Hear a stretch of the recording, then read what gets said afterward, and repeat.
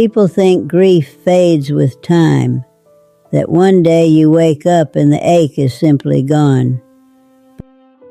But that isn't how it works. It doesn't disappear. It just learns to sit quietly beside you. Years passed after the war. I married, raised children, learned how to laugh again without feeling guilty. Life became full in the way ordinary life does. Laundry drying in the sun, birthdays, arguments over small things, evenings that felt safe. And yet, every now and then, a memory would arrive uninvited. A certain smell, the sound of footsteps on gravel, the shape of a shadow at sunset. And suddenly, I was 17 again. It happened many years later, long after I thought that part of my life had settled into the past. I was at a train station. I don't even remember where I was going, perhaps to visit my sister, or maybe to buy something for the house.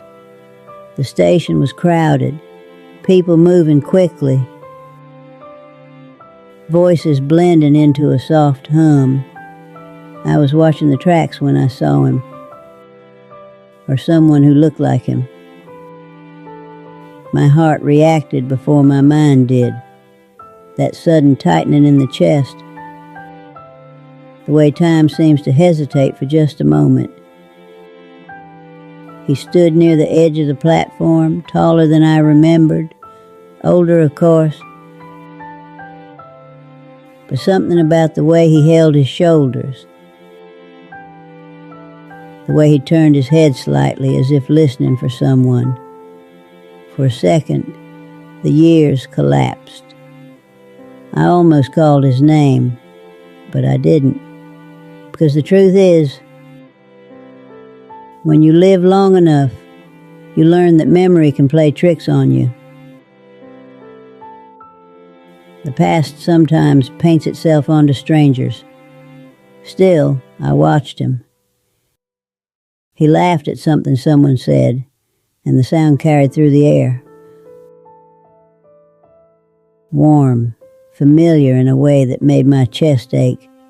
I imagined walking over. I imagined saying, "Daniel?" And what then? What if he turned and wasn't him? Or worse, what if it was? What do you say to a ghost who survived? I stayed where I was. The train arrived, loud and rushing, breaking the moment apart. People moved, bags lifted, doors opened.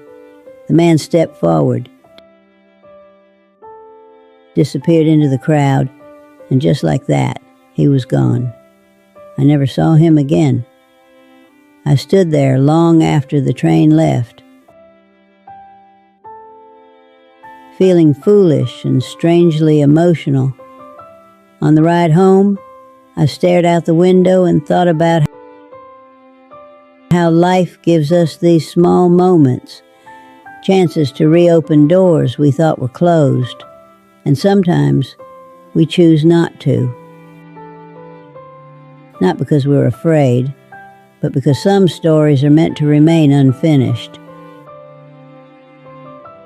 That night, I opened the small box beside my bed. The wooden bird was still there. Its edges were worn smooth from years of being held. I ran my fingers over it and realized something I hadn't understood when I was young.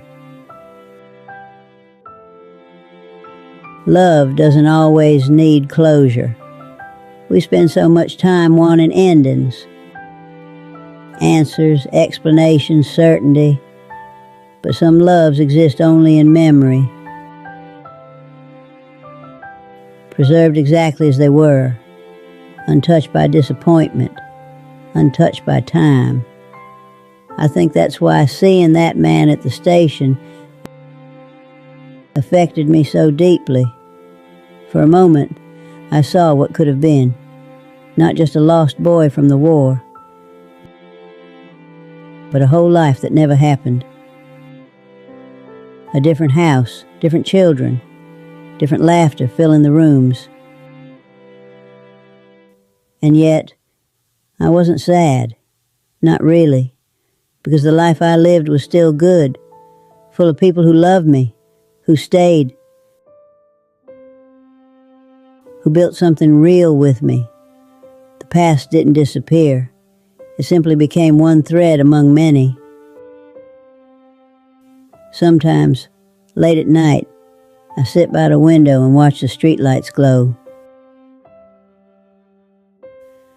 The world feels quiet in a way it never did when I was young.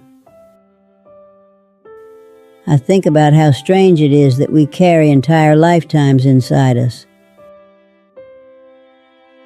The girl who waited by the well, the woman who raised a family, the old lady who watches trains come and go. They're all me. And somewhere in those memories, a boy is still walking down a dusty road, promising to come back. I no longer wait for him, but I remember him kindly. And that, I think, is enough.